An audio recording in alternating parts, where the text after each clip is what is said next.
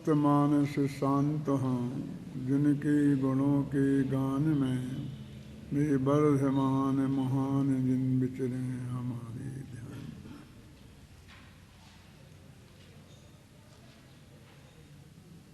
समय सार परमागम में सर्वशुद्ध गमन अधिकार में ज्ञान और ज्ञेय का क्या संबंध है परस्पर, न केवल ज्ञान का, दर्शन का, चारित्र का, इनका भी आत्मा के साथ क्या संबंध है, ये सब भारी चर्चा विस्तार से उन्होंने बताई।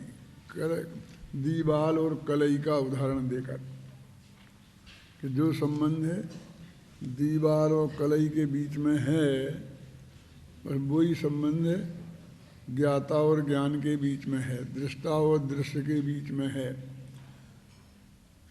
ये जो यद्यपि कलई का जो उदाहरण दिया गया है वो इसलिए महत्वपूर्ण है कि वो कलई चाहे डब्बे में रखी हो, चाहे बोरे में रखी हो, और चाहे वह दीवार पर पुती हो, कलई तो वही है, वो एक ही कलई है, दीवार पर पुती है, वो भी वही कलई है, पर वो बिल्कुल दीवार से जुदी है।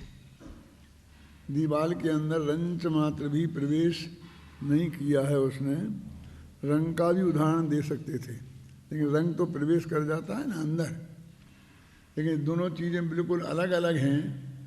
ये बताने के लिए कि ऐसा ज्ञान चाहे जिसको जाने, रंच मात्र भी उसके अंदर प्रवेश नहीं करता है, और कितने ही ज्ञेय ज्ञान में आए तो वे भी उसमें रंच मात्र भी प्रवेश नहीं कर सकते।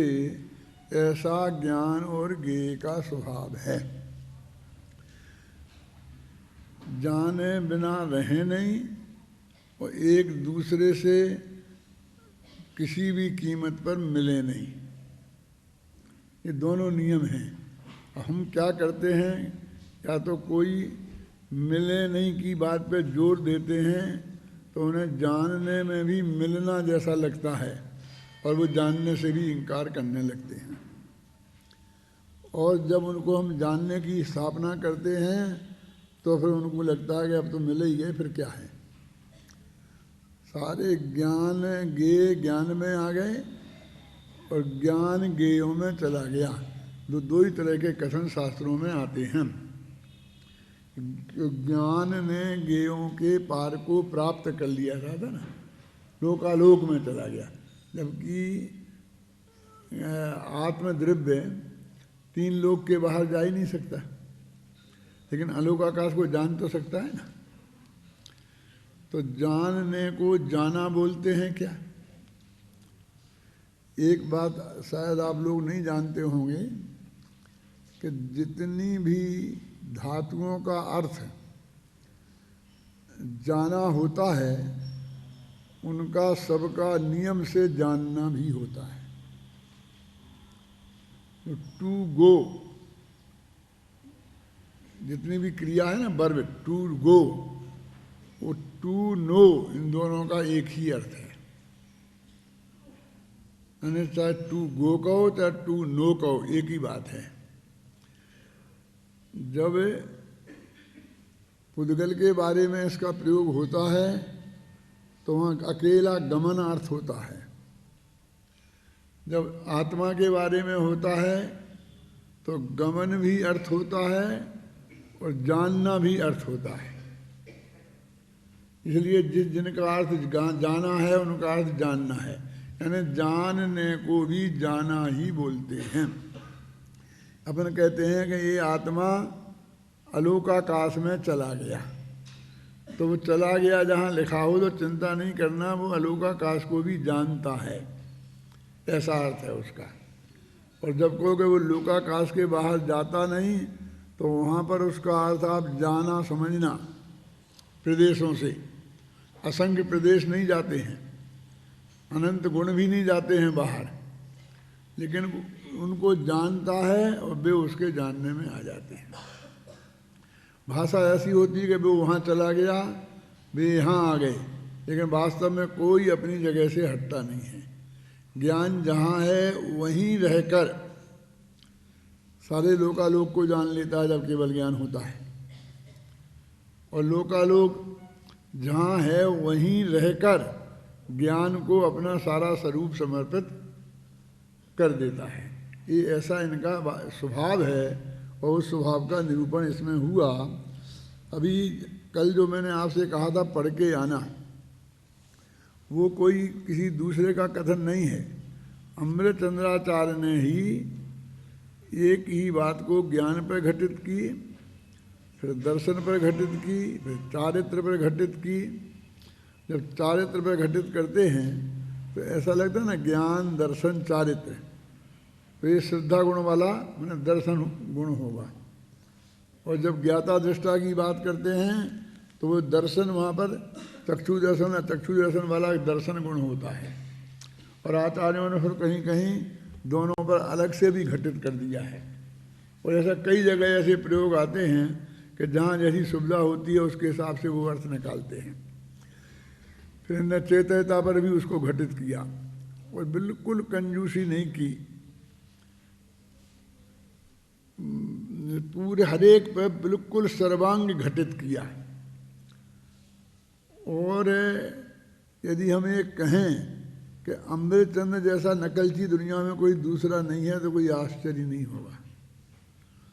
एक शब्द और कोमा फुल स्टॉप में अंतर नहीं डालते हैं, बस वो ज्ञान की जगह अगला दर्शन सब डाल देंगे।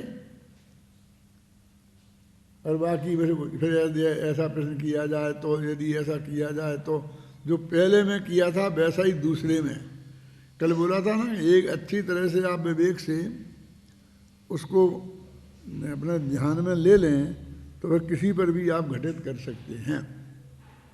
अब सीधा सा कोई ज़्यादा कठिन बात नहीं है। पहले से कलई कोई लें कि ये जो दीवार पर कलई पुती हुई है, ये कलई दीवार की है या नहीं, पहला प्रश्न। यदि आप ये कहें कि कलई दीवार की है तो कलई के अस्तित्व का लोप हो जाएगा, क्योंकि कलई दीवार हो जाएगी। क्यों? क्योंकि ये नियम है कि जो जिसका होता है वह वही होता है। बिल्कुल ये भाषा कम से कम 10 दफ़े ये बात कहा होगा कि जो जिसका होता है वह वही होता है।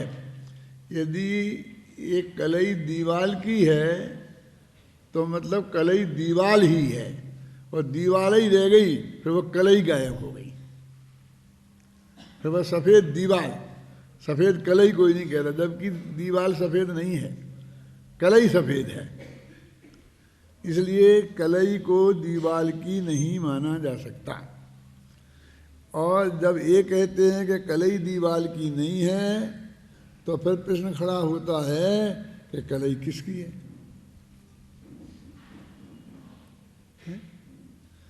इसको ये गले उतरता ही नहीं है कि वो किसी की नहीं हो, ऐसा भी हो सकता है। यदि ऐसा हो सकता होता उसकी दृष्टि में तो ये प्रश्न ही कैसे खड़ा होता? यदि दीवाल की नहीं है कलई तो कलई किसकी है? तो अगर कलई कलई की है, ये जवाब आया क्या कि कलई कलई की है।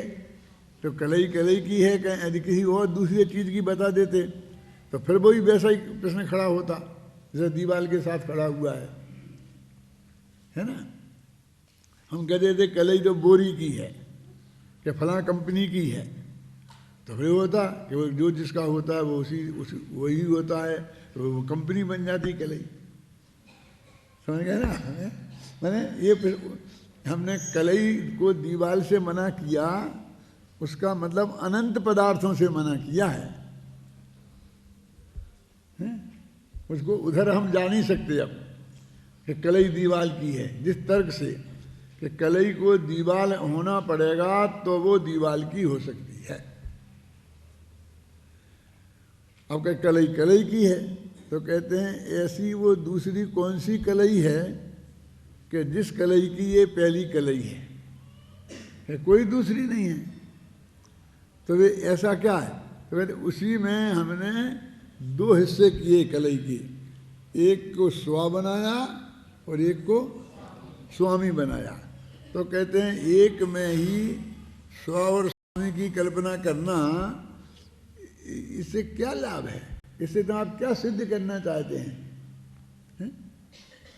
मैं अपना स्वामी हूँ, इससे क्या सिद्ध करना चाहते हैं? मैं अपना ही नौकर हूँ, इससे क्या सिद्ध करना चाहते हैं? इसलिए वो कहते हैं कि दो कलई नहीं है, तो ये भी व्यवहार खड़ा हो गया। दीवाल की कहना भी व्यवहार है, क्योंकि एक द्रव्य की को दूसरे द्रव्य का बताया। फिर कलई को कलई की कहना, ये भी व्यवहार है। अबे मैं आपसे पूछना चाहता हूँ, यदि किसी आप लोगों ने नहीं बता पाया तो आप लोग तो फेल नहीं होगे, हमारा संजीव गोला फेल हो जाएगा। क्या सोचना गंभीरता से कि जो पहला व्यवहार कौन सा था और दूसरा कौन सा है?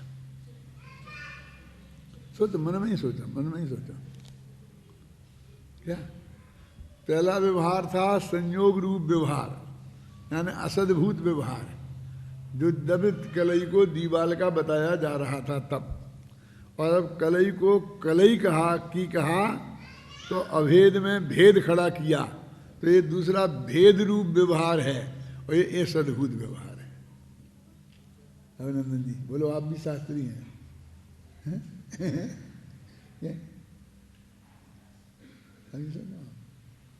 मैंने वो कहते हैं कि दोनों व्यवहार ही तो हैं। कौन सा व्यवहार है? तो उसका नाम बता दिया। नाम आपको तो सबको आना ही चाहिए हैं कि ये कौन सा व्यवहार, दूसरा व्यवहार कौन सा खड़ा हुआ है। उस नहीं तो फिर आप नए चक्र के विद्यार्थी नहीं हैं, नए चक्र आपने ढंग से पढ़ा नहीं है। अब वो कहते हैं कि ऐसा भेद कहने से क्या फायदा है कि कलई की कलई है, तो क्या कहें? पर कलई तो बस कलई है, ये तीसरा विकल्प आया। ये तो ठीक हो गई ना। तो कहते एक ही कलई है, दो कलई नहीं है, तो कलई तो बस कलई है। ये दो कलई खड़ी करने से फिर व्यवहार खड़ा हो गया ना। अब एक है और आप दो रूप में उसे प्रस्तुत कर रहे हो, हैं? तो कहते हैं क्या कहें? तो निश्चय से तो सिर्फ कलई है, बस खत्म। ना भेद व्यवहार, ना संयोग व्यवहार। आप समझेंगे ना। अब ये सिद्धांत उदाहरण में घटित हो गया। अब ज्ञान पे घटाओ, अब दर्शन पे घटाओ, चारित्र पे घटाओ, जिस पे घटाना वो घटाते चले जाओ बस। इसमें अमृतचंद ने वही सब में कम से कम 5, 7, 10 पेज लिखे हुए हैं, जिसे मैं तुम्हें पढ़ के आने को बोला था। तो इसी हिसाब से मैं अभी भी 10 के पे 10 पेज बोल सकता हूँ, कोई दिक्कत वाली बात नहीं है। पर एक ज्ञान पर घटाओ कि भाई ज्ञान है, जिसने उस ज्ञेय को जाना तो वो ज्ञान उस ज्ञेय का है कि नहीं।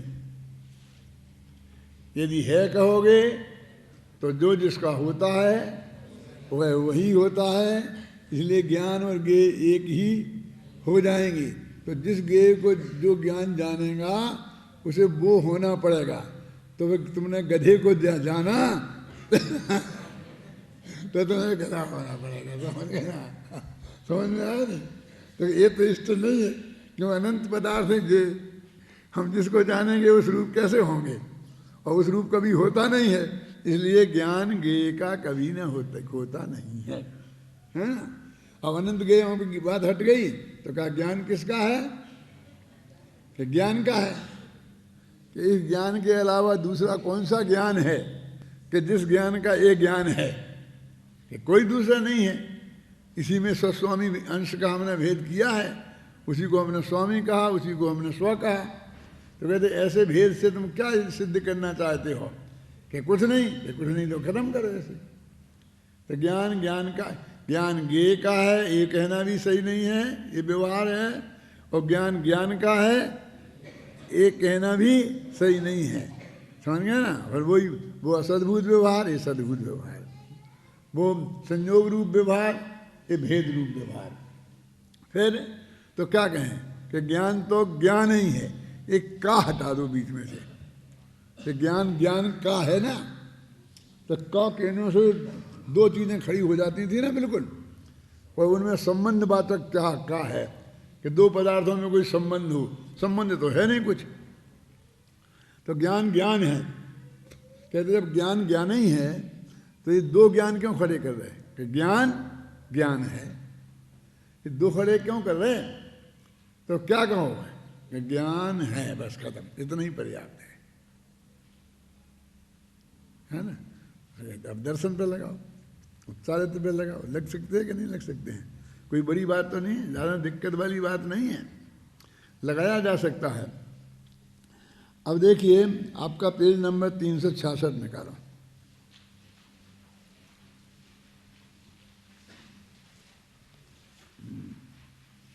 यह ना उक्त संपूर्ण कथन का सार यह है, बोलो पढ़ो, कौन पढ़ेगा? गद्य हाँ।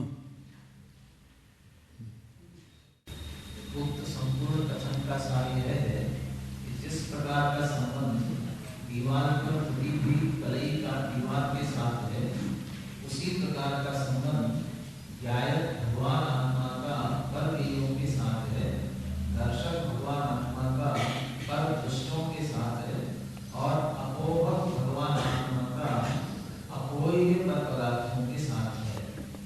तात्पर्य यह है कि व्यवहार से भले ही कलई दीवार को सफेद करने वाली कही जाती हो, दीवार की कही जाती हो, तथापि वस्तुस्थिति यह है कि कलई और दीवार अत्यंत भिन्न पदार्थ हैं।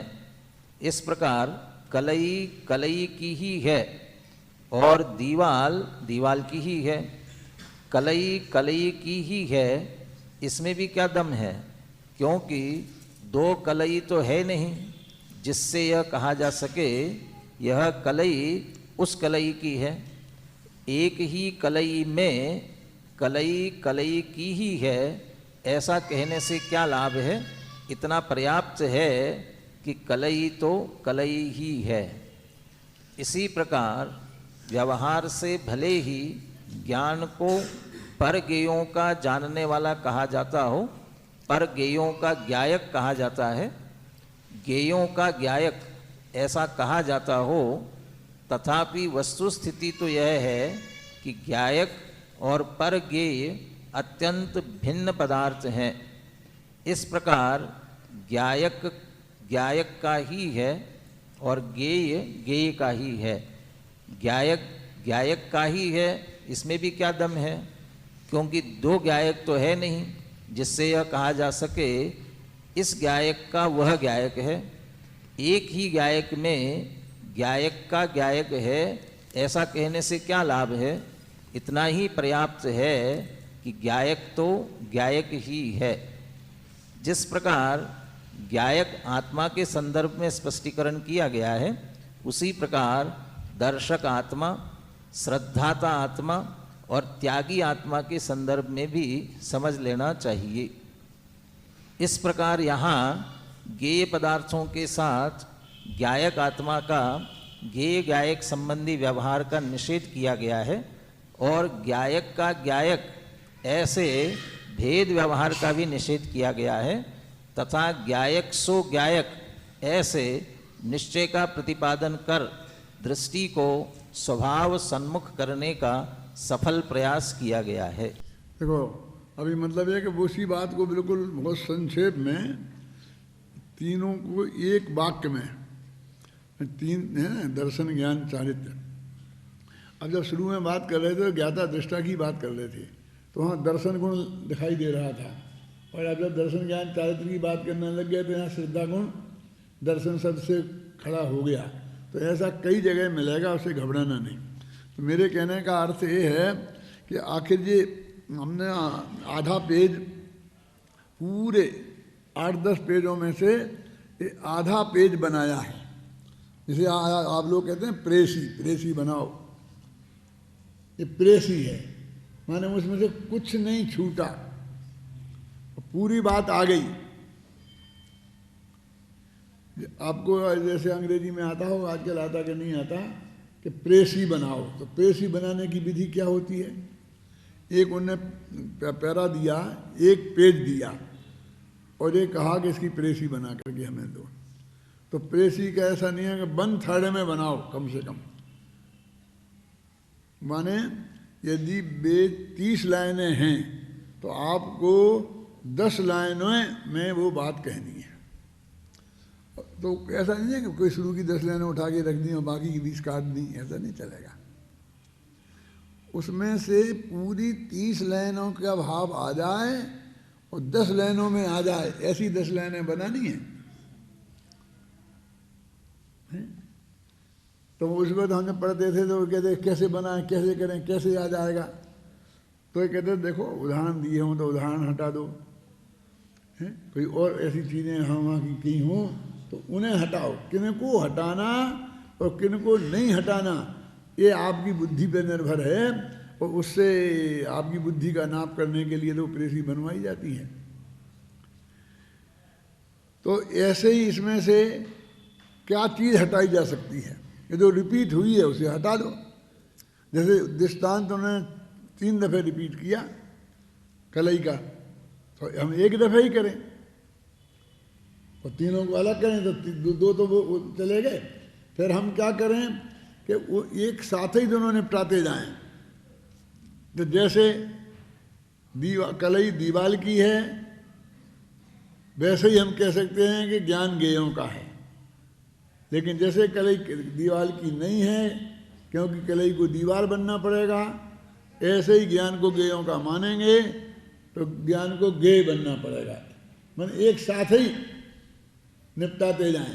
और हम ऐसा भी कर सकते हैं कि जैसे कलई दीवाल की है ऐसा मानेंगे तो कलई को दीवाल बनना पड़ेगा और कलई का अस्तित्व खत्म हो जाएगा। ऐसे ही ज्ञान को गेयों का मानेंगे तो ज्ञान को गेय बनना पड़ेगा और ज्ञान का अस्तित्व खत्म मानेंगे। दर्शक को दृश्य का मानेंगे तो दर्शक का अस्तित्व खत्म हो जाएगा और दर्शक को दृश्य बनना पड़ेगा। और हम त्यागी को त्याग का मानेंगे तो त्यागी का खत्म हो जाएगा। तो ऐसा हम तीनों पर एक साथ घटित करके कर सकते हैं, समझ गए ना। और ये इसी तरह का वाक्य बना सकते हैं। मतलब कहने का यदि ये वाक्य बनाना आप सीख गए तो समझ लेना आपने भी ये जैन धर्म की प्रेस ही सीखी है, समझे ना। कुछ छूटा नहीं और आधा पेज में 10 पेज की पूरी बात आ गई। और आपको रटना पड़े, वो तो गया जमाना रटने का जमाना। पुराने ज़माने में रटवाते थे ना, अब एक मतलब श्लोक गाथाएँ हैं उन्हें रटवा, वो एक अलग बात है छंद को। लेकिन ये गद्य की रटने की चीज़ नहीं है।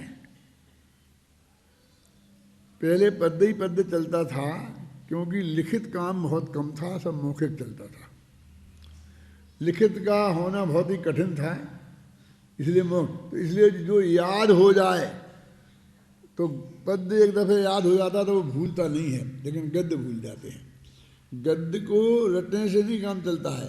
इस तरह पूरा दिमाग में हमें नए तरीके से बनाना सीखना पड़ता है, तब वो गद्य हमें याद रह सकता है, अन्यथा गद्य याद नहीं रह सकता है। तो ये विधि से इसको यहाँ पर किया गया है। अब अमृतचंद्राचार्य की बात तो पूरी हो गई।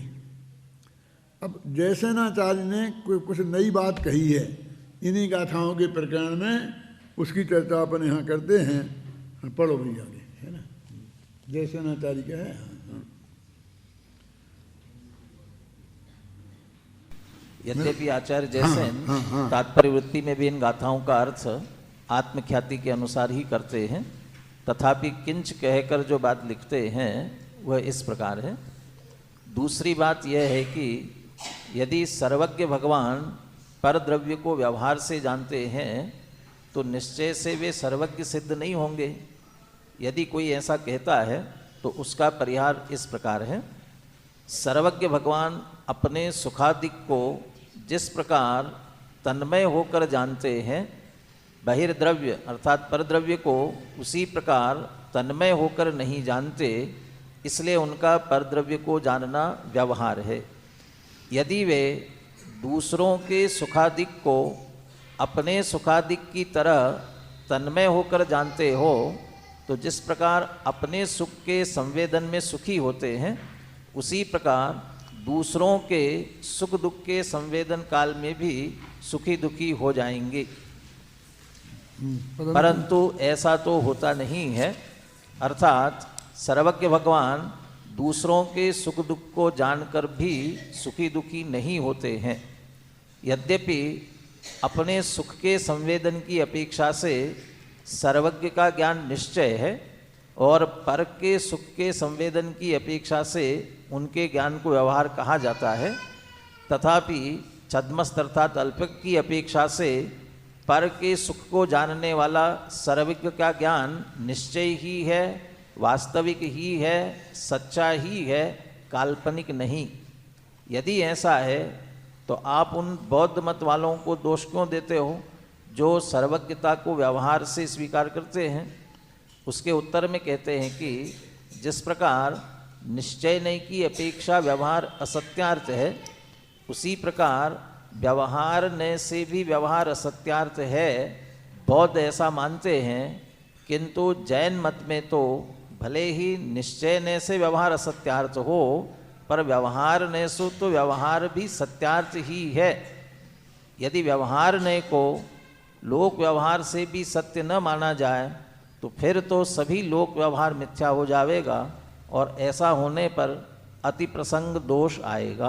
देखो, इस वाक्य में सबसे ज़्यादा महत्वपूर्ण जो बात है, पुरुषोत्तम जी हैं कि नहीं? हों तो हाथ उठाओ, कहाँ हैं? नहीं आए? उनको खास बताने की बात थी। ये देखो कितने स्पष्ट शब्दों में लिखा है कि तथापि छद्मस्त की अपेक्षा पर के सुख को जानने वाला सर्वज्ञ का ज्ञान निश्चय ही है, वास्तविक ही है, सच्चा ही है, काल्पनिक नहीं। यानी पर को जानते हैं सर्वज्ञ भगवान, अभी तो व्यवहार है, व्यवहार झूठा है, वो जानता ही नहीं है। कितना क्लियर है, सच्चा है, निश्चय है, जानते हैं, काल्पनिक नहीं है। कितना उस वक्त भी इस टाइप के लोग रहे होंगे कि जो पर को जानते ही नहीं है, क्योंकि पर को जानना व्यवहार है। तो जैसे ना चारी को ये बात लिखनी पड़ी। अब वो सबसे बड़ी दिक्कत ये है कि ये लोग तन्मय शब्द का सही अर्थ नहीं समझते हैं। मैं 25वें दफे कह चुका हूँ अपने प्रवचनों में, फिर भी मैं देखता हूँ उसी टाइप की गलती निरंतर पाई जाती है। क्या क्या है अंतर है? देखो दोनों, तन्मय होकर जानने का अर्थ क्या? तन्मय को हम उपयोग की एकाग्रता समझते हैं, माने कि वो तो एकदम तन्मय हो गया उसमें, मैंने यहाँ वहाँ कुछ नहीं देख रहा है। परीक्षा देते वक्त विद्यार्थी प्रश्नों का उत्तर देने में तन्मय हो जाते हैं। कोई आदमी खाने में तन्मय हो गया, कोई किसी के विचार में एकदम चढ़ गया, तो यहाँ वहाँ की कोई बात सुनाई, उसको वो तन्मय समझते हैं। लेकिन यहाँ वो अर्थ नहीं है। इसको शास्त्रीय भाषा में बोलते उपयोग की एकाग्रता। तन्मय माने ये जो अर्थ है कि अपने उपयोग को एकाग्र कर दिया, ध्यान में आत्मा में तन्मय हो गए, बोलते क्या नहीं? और यहाँ ये अर्थ नहीं है। तो क्या अर्थ है फिर? कि तन्मय माने मैं उस रूप हूँ, ऐसी मान्यता पूर्वक।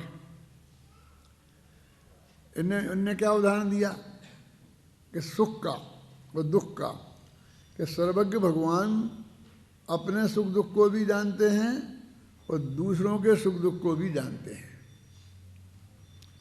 सर्वज्ञ भगवान पे लगा रहे हैं, तो अपने सुख दुख को जानते हैं तो उसको भोगते भी हैं साथ में। खुद को उनको दुख तो है ही नहीं, जो उनको अनंत अतीन्द्रिय सुख है वे उसको वो भोगते भी हैं, क्योंकि वे उस तन्मय हैं। तन्मय माने वो उसी रूप है, उन्हीं रूप है वो।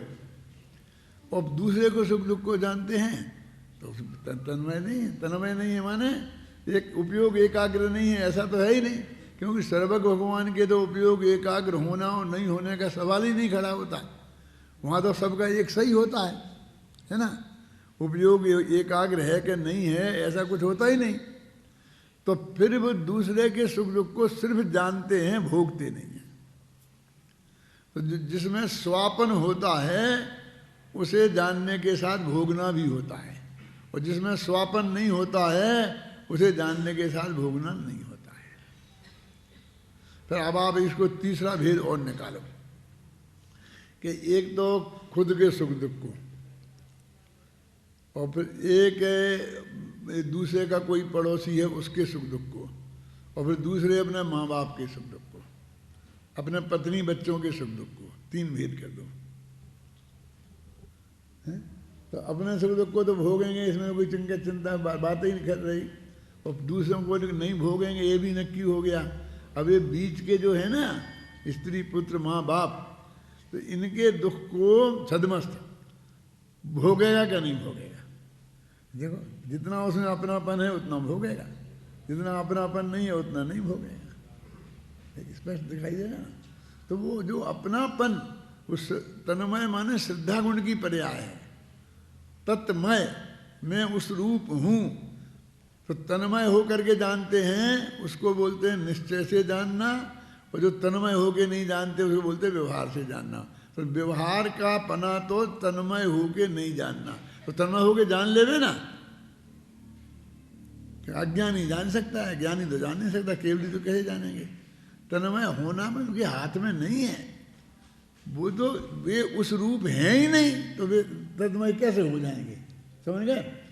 जैसे हम वही अर्थ रखते जैसे तन्मय होना हमारे हाथ में है।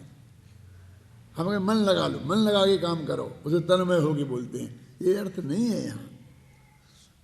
यहाँ अर्थ ये है कि ये मैं हूँ ऐसी मान्यता पूर्वक।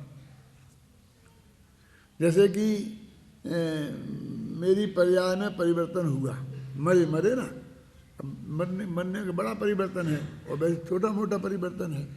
अब छोटा मोटा जो परिवर्तन हुआ तो पर्याय में मेरा जितना अहमपन है उतना मुझे उसको बदलने से सुख दुख होता है, जितना अहमपन नहीं है उसमें बिल्कुल नहीं होता है।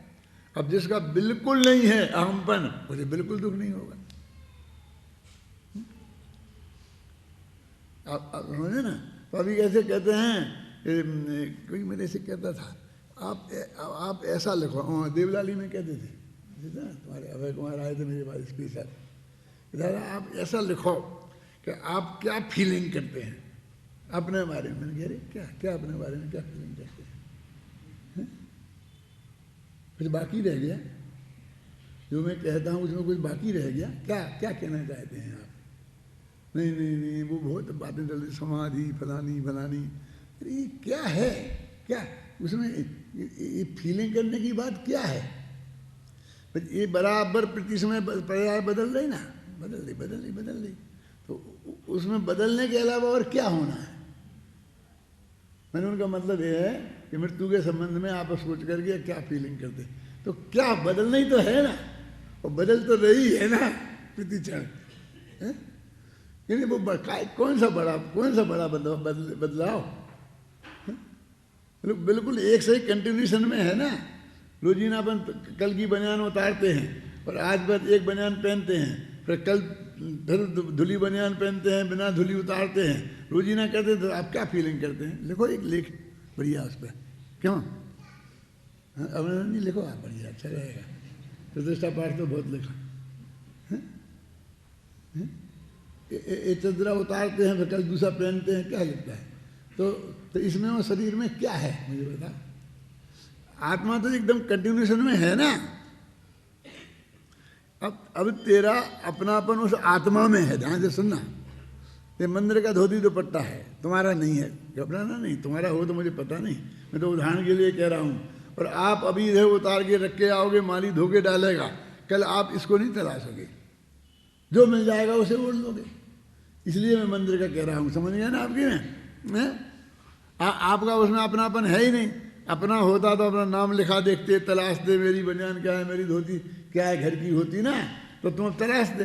अब तुमने दुपट्टा ऐसे डाला और कल आया उसी ने दुपट्टा उठाया फिर ओढ़ लिया। कैसा फीलिंग करते हो कैलाश जी? कैसा करते हो? तो जैसा दुपट्टा है मंदिर का, ऐसे ये शरीर है। क्यों? ये चला गया, दूसरा आ गया, नहीं आया तो अच्छा है, मुख में चले जाएंगे। क्यों? ये क्या हो, मैंने क्या है, ऐसी ऐसी सोचने की बात क्या है इसमें, क्रांति की बात क्या है इसमें, ऐसे कौन बड़ा है, हाय राम ऐसे इतना हो हल्ला करते हैं, और जैसे कि भाई क्या क्या क्या होना है, क्या हो रहा है ये बताओ, जिसके बारे में सोचें, जिसके बारे में लिखें, जिसके बारे में बोलें, हैं? इसमें क्या बोलने की बात है, क्या सोचने की बात है? यानी मतलब ये है कि हमारा जो चिंतन है, हमारा जो जैन धर्म की समझ है, वो इतनी स्थूल है कि जिसमें ये चीज़ हमको लगी ही नहीं। आप समझ रहे ना, जहाँ कुछ नहीं होना है वहाँ बहुत कुछ होना ऐसा लगता है।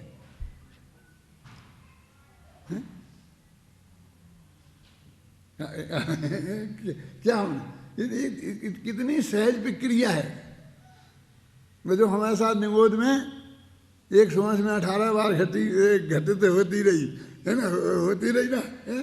क्या अब वैसे तो प्रति समय ही घटित हो रही, प्रति समय संयोग बदलता ही है।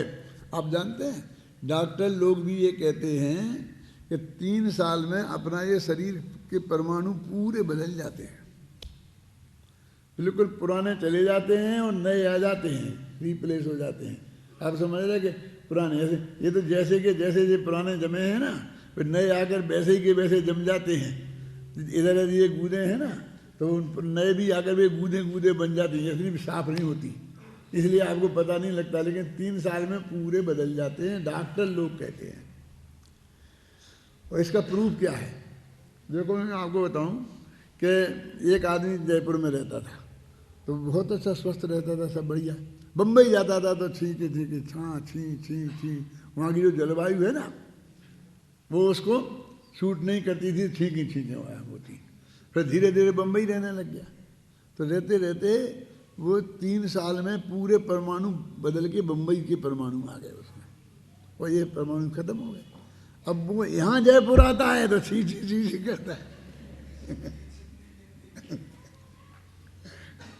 क्या, यानी इससे प्रूफ ये हो गया कि वो वहाँ जाके पूरा बदल जाता है। अब वहाँ का जो भी खान पान आएगा वो सब वहीं की आबहवा आएगी ना, परमाणु वहीं के आएंगे ना, तो उन परमाणुओं को वहाँ की जलवायु को रहने की आदत है। यानी ऐसी कोई बड़ी बात नहीं है, ये तो निरंतर बदल रहे हैं, तो ये देह भी तो बदल ही रही है ना, क्यों है? तेरे को नहीं लगती है, तुम समझता कि वही है, इसलिए तेरे को ऐसा लगता है। नहीं, इसमें क्या सोचना मेरी समझ में नहीं आता कि तुम पंडित लोग हो और अपने को कहते हो और मेरे पास आए हो और मेरे से इस बात की अपेक्षा करते हो, है? तुम ये कहते हैं कि तत्वाशुद्ध पूरा जल्दी कर दो, फिर वो ये कहते हैं कि एक और कोई ग्रंथ बाकी रह गया है, यदि वो भी कर दो तो बहुत अच्छा है, तो मेरी समझ में आता क्या? तुम सोच क्या रहे हो, समझ में क्या रहा है तुम्हारी में, मेरी समझ में नहीं आ रहा है क्या, कि कौन सा ऐसा बहुत बड़ा क्या होने जा रहा है कि जिसके बारे में कुछ सोचा जाए। सोचने की बात क्या है? 1 सेकंड भी इसमें सोचने की बात नहीं है, हम व्यर्थ में ही ऐसी बातें करते हैं। तो अभी देखो इनने जो बात करी जयसेनाचार्य ने क्या कही, यही तो कही है कि वो तन्मय होकर के, तो वो हमने इस वजह से व्यवहार कहा कि ये मैं नहीं हूँ, ऐसी श्रद्धापूर्वक जाना तो हमारा ज्ञान में कोई आंदोलन नहीं होता है, उसके जानने से कोई फर्क नहीं पड़ेगा किसी भी गेय को जानने से। और ये मैं हूँ ऐसी श्रद्धापूर्वक जाना तो बहुत फर्क पड़ेगा, उसकी अनुकूलता प्रतिकूलता उस सब बात में। जैसे मान लीजिए ये पड़ोसी है, और पड़ोसी का भी स्वास्थ्य ऐसे ही तो हो रहा है ना जैसा आपका हो रहा है। कैसे हो रहा था? ऐसी बात थोड़ी ऐसी, अरे भाई हमारा जन्म हुआ है और मान लो कि ऐसा कोई नहीं है कि अभी 1 लाख वर्ष तक जीने वाला है, और ऐसा भी कोई नहीं है कि अभी एक सेकंड में ही मर जाने वाला है, बस मोटा मोटा होता है। कोई 2 वर्ष पहले के तो कोई 2 वर्ष बाद तक ऐसे ही चलता रहता है ना। तो सब में ही निरंतर यूँ भाव मरण और भाव सदन सदियों से करता आया हूँ, प्रति समय होता है ना। हम प्रतिदिन मरते रहते हैं, छन छन करके दिन रात गुजरते रहते हैं, हम प्रति क्षण मरते रहते हैं, प्रतिपल मरते रहते हैं। तो प्रति समय हो रहा है वो तो परिवर्तन, प्रत्येक में हो रहा। अब तुम में हो रहा तो हमें कुछ फर्क नहीं पड़ रहा, और हम में हो रहा तो हमें फर्क पड़ रहा। इसका मतलब ये है कि तुम्हारा उसमें अपनापन नहीं है तो फर्क नहीं पड़ रहा ना, और इसमें अपनापन है तो फर्क पड़ रहा है। अब वास्तव में देह तो वैसे ही भिन्न है ना, तो इसमें भी अपनापन नहीं हो गए रंच मात्र भी, तो इसमें फर्क नहीं पड़ना चाहिए। तो इसमें फर्क पड़ रहा है तो तुझे इसके बारे में सोचना चाहिए। क्या क्या क्या मतलब समझ, क्या अजित जी हैं? कि इसके बारे में कि क्यों पड़ रहा है तुझे को फर्क? तूने अभी देह से वैसी भिन्नता नहीं मानी जैसे दूसरे की देह से मानी। फर्क तो इस बात का है कि वस्तु का जो वो स्वरूप है वो तेरे समझ में नहीं आया कि सब चिंतन चिंतन चिंतन क्या है। जब समझ में आना ये असली चीज है, समझ में आने के लिए चिंतन की बात होती है। तो समझ में है 24 घंटा, वो उपयोग में थोड़ी हम ला के रखेंगे, लब्धि ज्ञान में है, उसमें लाने की क्या जरूरत है जबरदस्ती लेने का। समझना जरूरी है, निरंतर रटते रहना जरूरी नहीं है। क्यों? तो सामने शेर आता दिखाई दे रहा है, नमो रंतरण नमो रंतरण नमो रंतरण, जो जो पास आया तो ओ नमो रंतरण, ये फर्क काय का पड़ रहा है? तो ये नमो का मतलब भरोसा है ना कि वो आएगा कुछ नहीं खाएगा ना, तो शांति से पढ़ता रहना, शांति से पढ़ता रहना। लेकिन वो प्रति क्षण सांस बदल रही है, जा रही है, आ रही है, उसके विकल्प से ये हो रहा है, क्या है? यानी तेरी श्रद्धा में सारी जिंदगी में तूने जैन दर्शन का अध्ययन किया, मनन किया, चिंतन किया, समझा, और कुछ समझ में नहीं आया ऐसा लगता है। समझ में आ गया हो तो इसमें कुछ सोचने समझने की बात ही नहीं है, ये ज़्यादा चिंतन चिंतन की बात ही नहीं है। वो उसको ज़्यादा चिंतन में मतलब एक मुफ्त में ही उसको एक हुआ खड़ा करना है, उसके अपने चित्त में अपने चित्त को नॉर्मल नहीं रहने देना है। फटाफट ये सुनाओ ये सुनाओ ये सुनाओ, कहीं कोई वो पढ़ने लग जाए ना, तो तेरे को कौन दुख है मृत्यु महोत्सव भारी, तो एकदम मुझे क्या क्या हुआ क्या हो क्या हो क्या हो गया क्या हो गया। ये बहुत बढ़िया चीज़ है, ये कवि की लिखी हुई है और वो आज ही पढ़ रहे हैं। इसमें कुछ होने की ज़रूरत है, हैं? ये शादी का गीत है, कहीं पे शायद गाया जा रहा है तो कहीं शादी हो रही होगी। काय का गीत है ये तो वस्तु स्वरूप है। यानी 12 भावना 12 राजा राणा राजा, अरे राजा 12 भावना तो मुनि राजों का गृहस्थों का दैनिक चिंतन की वस्तु है, उनके ज्ञान में निरंतर रहती ही है, रहनी ही चाहिए। अभी स्पेशल क्या हो गया जिसके लिए स्पेशल कुछ हो? ये बात हो गई ना। अभी अपन को क्या बताना है, वो पढ़ लिया अपने जयसेनाचारी का पूरा। हाँ हाँ बोलो बोलो बोलो।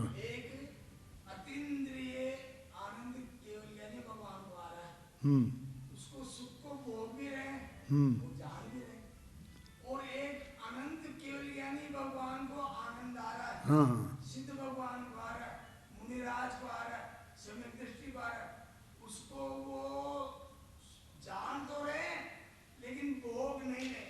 लेकिन उनके अन्य केवली भगवान की तो अतीन्द्रिय आनंद आ रहा है और उसको वो भोग रहे हैं, उसको किस रूप से जान रहे हैं? क्या क्या क्या दूसरे का जो अनंत सुख है वो उनके ज्ञान का गेय बन रहा है। ज्ञान का किस रूप से? कौन सा रूप है? बे उसमें उनका अपनापन नहीं है ना, और बे है नहीं। क्या नहीं सदमस्त की नहीं, केवली की बोल रहा हूँ।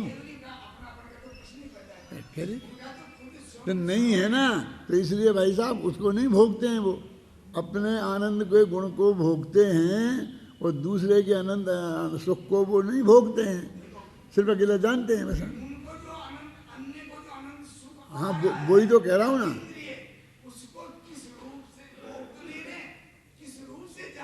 किस रूप में? गे जैसा है वैसा जान रहा है। उसमें क्या, उसमें क्या किस रूप क्या रह गया? माने भोगने रूप नहीं जान रहे। जानने देखो, उन्हें नहीं जानने की सुविधा नहीं है, और वो निरंतर एक सा ही जानते हैं। उनमें कोई कभी कोई ज़्यादा अच्छा जानने लग गए, कभी कम जानने लग गए, ऐसा भेद भी नहीं होता है। सब सहज भाव से उनके ज्ञान का गेय बन रहता। मेरे ज्ञान का गेय क्यों बन रहे, ये भी विकल्प नहीं है। नहीं बन रहे तो क्यों नहीं बन रहे, ये भी नहीं बन रहे क्या, तो सवाल ही खड़ा नहीं होता।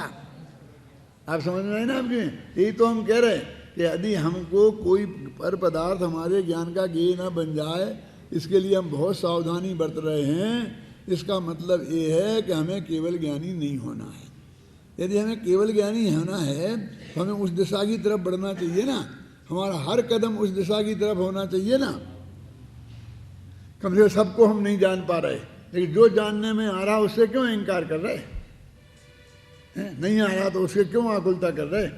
मेरे कहने का मतलब ये है कि हम सहज ज्ञाता दृष्टा भाव अनंत सिद्ध भगवान अनंत काल तक रहेंगे, तो हमारा जीवन में भी सहज ज्ञाता दृष्टा भाव प्रकट होना चाहिए ना, और निरंतर उसमें वृद्धि होनी चाहिए ना। कि सहज ज्ञाता दृष्टा का मतलब ये है कि केवली के साथ तो ये है नहीं कि अपने लिए है, आ गया जानने में तो बहुत बढ़िया, नहीं आया तो बहुत बढ़िया है। अपने कहते ना क्यों भाई साहब आप वहाँ जाओगे कि नहीं, कोई ऐसा विकल्प नहीं है कि नहीं जाओगे, ऐसा कुछ नहीं है। क्या मतलब कि जाओगे इसमें ऐसा भी कुछ नहीं है, और नहीं जाओगे ऐसा भी कुछ नहीं है कि हाँ, यानी तुमको ऐसा लगता है कि हम नहीं जाएंगे ऐसा कहें तो उसमें कोई जाने में हमें कोई ऑब्जेक्शन है। तो ऐसे हमारे चित्त में कोई बुराई है ही नहीं, ऐसा विकल्प है ही नहीं कि हमें किसी के यहाँ नहीं जाना, और किसी के यहाँ जाने का भी विकल्प नहीं है। ऐसी दशा स्थिति होनी चाहिए ना।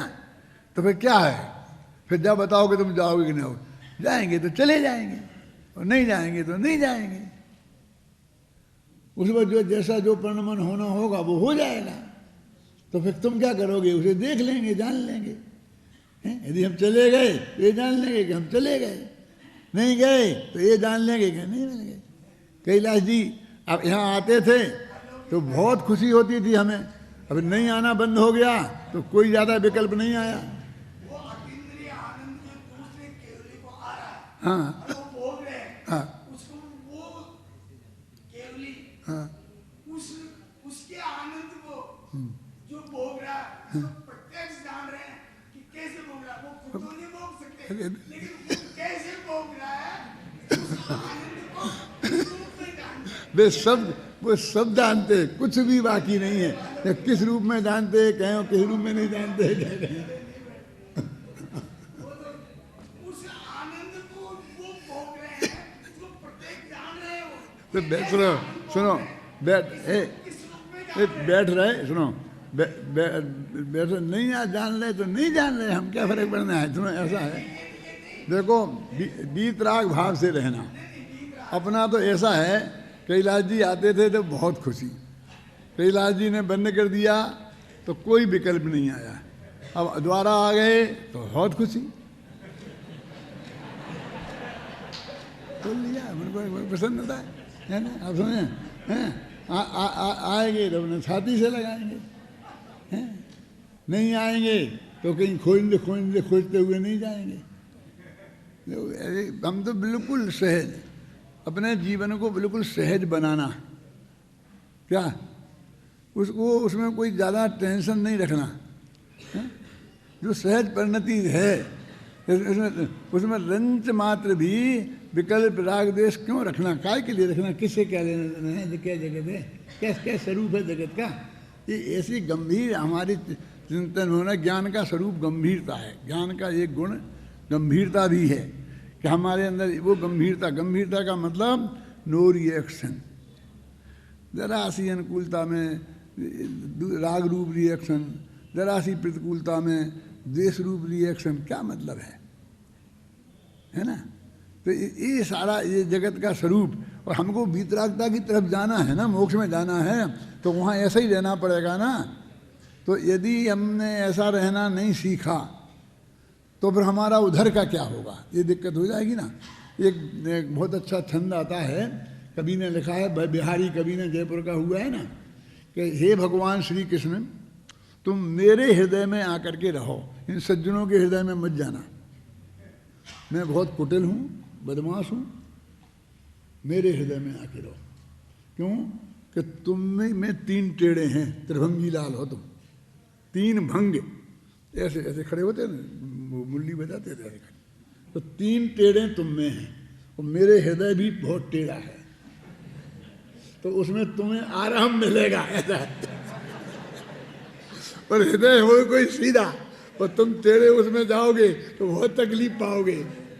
ऐसा लिखा है जयपुर के कवि ने, जिसका नाम बिहारी कवि है, कि हे तुम मेरे हृदय में आके बसो, हे त्रिभंगी लाल, क्योंकि मेरे जैसा टेढ़ा हृदय तुम्हें और कहीं नहीं मिलेगा।